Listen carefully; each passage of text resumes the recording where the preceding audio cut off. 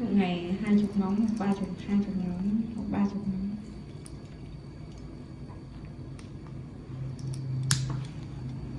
Vẫn còn móng à? Đấy, trượt luôn cái chân ra này. Ui, vậy chú cắt kiểu gì?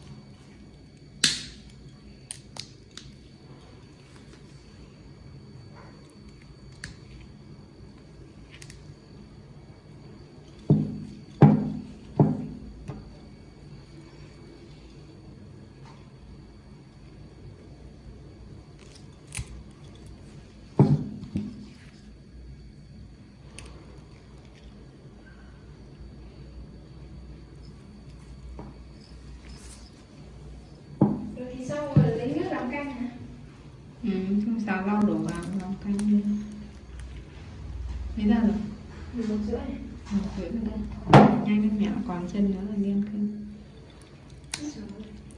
Luộc chín chưa? Thì chín Như chưa? là vừa mới sôi. Ngâm. Có đắp phải đắp đi. Thôi, tí đắp. Thế ăn xong nó buồn ngủ có đắp mất. Đắp xong thì đi ngủ rửa bát rồi 1:30 dậy cũng được. Đắp nhá, để chiều mẹ chỉ việc làm cái không là dậy đắp là mất thời gian lắm. Thời gian đắp nó đỡ chứ còn mẹ đắp nữa thì cũng mất nhiều thời gian. Khá là công thời gian.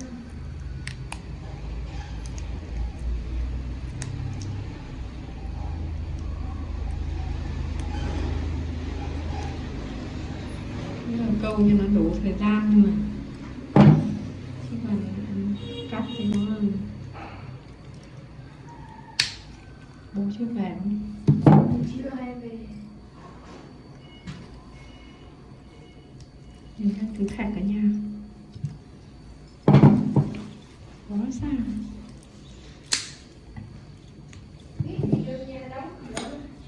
đóng cửa Thế ai ngoài đâu?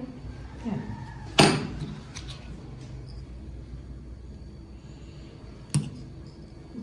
Mới có 3 phút. Đấy, khổ quá nó có bong hết mẹ ăn ra.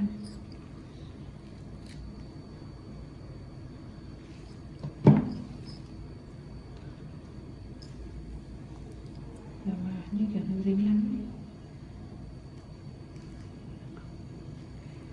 Mới có 3 phút.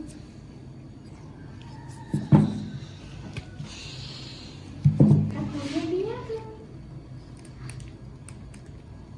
Cắt to thì câu kiểu to. Đấy, ai mẹ. Con có phơi chăm phơi chiếc của con nào phơi có mai rét đi. Tối giặt hết. Hết đi có mà. Thì đấy, nhân vẫn đang phải uy tín luôn.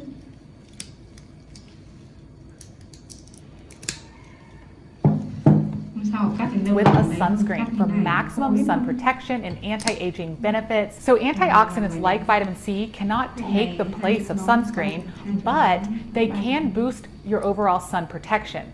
Research shows that when you combine vitamins E and C with sunscreen, you can maximize your sun protection. So this is a powerful combination in the fight against visible aging and skin cancer. My current favorite sunscreen that I'm using right now is Australian Gold Botanical. It's 100% mineral and it's tinted, so it does not leave that white cast on the skin. It's not tacky feeling, it pairs great under makeup.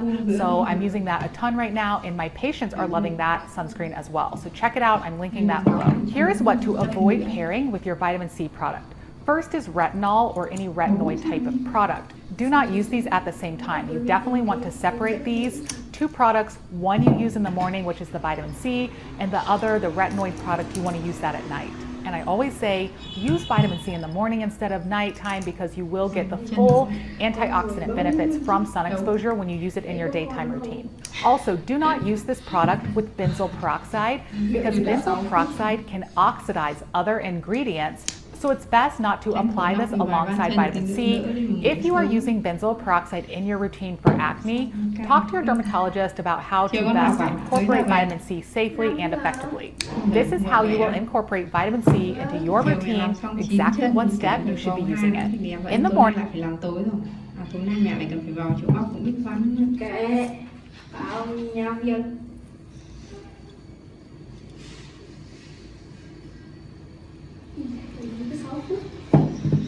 Phải câu 8-9 phút.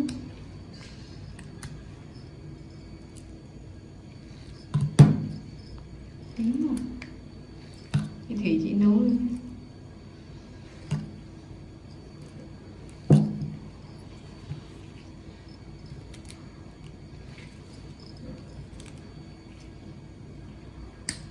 Phan Thủy làm xong chả ngâm nóng cái gì.